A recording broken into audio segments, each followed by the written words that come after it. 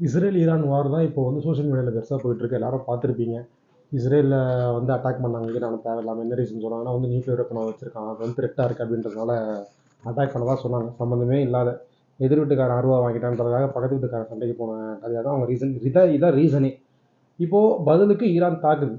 அது அது கரெக்டான ஒரு விஷயம் தான். ரோட்டில் போகிற ஒருத்தனை சும்மா அடித்தா அவன் அடி வாங்கிட்டா போவான், அவனும் திரும்ப அடிக்க தானே செய்வான். எதுக்குடா அடிச்சேன்னு அதுதான் இப்போ ஈரான் செய்யுது. அதனால சில உலக நாடுகள் ஈரானை சப்போர்ட் பண்ணுறாங்க. இது அநியாயம் தெரிஞ்சும் யூஎஸ் வந்து இஸ்ரேலை சப்போர்ட் பண்ணுது.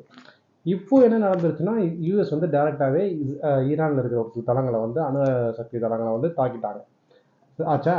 இப்போ அதுக்கு என்ன ரீசன் சொல்கிறாங்க அப்படின்னா, இது வந்து ஈரான் வந்து ரொம்ப த்ரெட்டாக இருக்கும், உலகத்துக்கே ரொம்ப த்ரெட்டாக இருக்கான், நடவடிக்கை வந்து தீவிரவாதத்தை ரொம்ப ஊக்குவிக்கிற மாதிரி இருக்கான். யார் சொல்கிறா? யூஎஸ் சொல்கிறாங்க.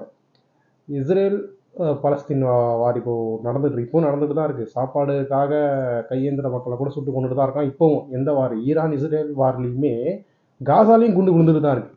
இஸ்ரேல் ஒன்றும் ஈரான் சண்டை போடுறன்றதுக்காக காசா விட்டு வைக்கல, அங்கேயுமே 2 குண்டு நேற்று வரைக்கும் விழுந்துருக்கு.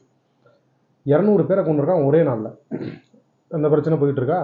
இந்த அநியாயக்காரனுக்கு யூஎஸ் வந்து இப்போ பாம்பு போட்டு சொல்கிறான் ஈரான் வந்து இந்த மாதிரி த்ரெட்டாக இருக்குன்னு. இவர் யாரு அப்படின்னு பார்த்தா, இந்த இஸ்ரேல் பலஸ்தீன் வார் 2 வருஷமாக நடக்குது. இதில் வந்து இது வரைக்கும் இறந்தவங்க அதிகபட்சம் பலஸ்தீனில் குழந்தைங்க பெண்கள் தான். 2 வருஷம் வார்லேயே டெத்து வந்து 1 லட்சத்துக்கு மேலே போகல. எத்தனையோ 1000 பேர் இறந்துருக்காங்க இஸ்ரேல் வாரில். ஆனால் இந்த யூஎஸ் வந்து நாங்கள் அமைதியை விரும்புகிறோன்னு சொல்கிறான் பார்த்தீங்களா. இவன் என்ன பண்ணுறான் தெரியுமா, பண்ணியிருக்கான் தெரியுமா?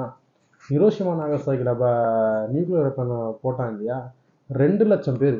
அப்படியே 2 லட்சம் பேரை ஒரு சில நாளில் கொன்னவன் தான் இவன். இவன் சொல்கிறான் உலகத்தில் வந்து இவங்க அமைதியை நிலநாட்ட ஈரானை அடக்க போகிறாங்க. இந்த அமைதியை முன்னாடி, இந்த அறிவு முன்னாடியே வந்திருந்ததுன்னா, உண்மையிலேயே உங்களுக்கு அமைதியை நிலநாட்டணும், உயிர் போக கூட நினச்சிருந்தோன்னா ஹாஸ்பிட்டலில் பாம்பு போட்டான்ல இஸ்ரேலு, அப்போ இதை கேட்டிருக்கணும். குழந்தைங்களை தேடி தேடி கொன்னான்ல, அப்போ நீ கேட்டிருக்கணும். இப்போ கூட தேவையில்லாத சும்மா இருக்கிற ஈரான் என்ன நோன்றன்னு சொல்லி அடித்தான்ல, அப்போயாச்சும் கேட்டிருக்கணும். அப்போல்லாம் இவங்களுக்கு அமைதி வந்து இல்லை, அமைதி வந்து அங்கே இருக்கிற மாதிரி தான். இவங்களை யாராவது திருப்பி அடிச்சுட்டா இவங்களுக்கு வந்து என்னென்ன சொல்கிறான். ஈரானால் வந்து இது ஆக போகுது, அது ஆக போகுது. இந்த அநியாயம் பண்ணுற அநியாயக்காரன் தான் சொல்கிறான் உலகத்தில் அமைதியை நிலநாட்ட போகிறான். யூடியூப்பில் வந்து அரசியல் பேசுகிறது, நான் அரசியல் நம்ம எல்லாரும் பார்க்குறோம் ஒரு சில விஷயங்கள், ஆனால் பேசி போடணுன்ற எண்ணம் இல்லை. ஆனால் இந்த நியூஸ் எல்லாம் பார்க்கும்போது இவங்க எவ்வளோ பொய் சொல்கிறானுங்க, எவ்வளோ அநியாயம் பண்ணுறானுங்க. நம்மளால் முடிஞ்சதை நம்ம ஒரு 4 மக்களுக்கு கொண்டு போய் சேர்க்கணுன்ற நோக்கத்தில் யதார்த்தமாக எடுத்து போடுற அந்த வீடியோவை. இதுக்கப்புறம் இந்த வாரை பற்றியோ இல்லை இந்த மாதிரி உலக அரசியலை பற்றியோ என்னால் முடிஞ்ச அப்டேட்ஸை என்னெல்லாம் கொடுக்க முடியுமோ கொடுக்குறேன். சப்ஸ்கிரைப் பண்ணி வச்சுருங்க.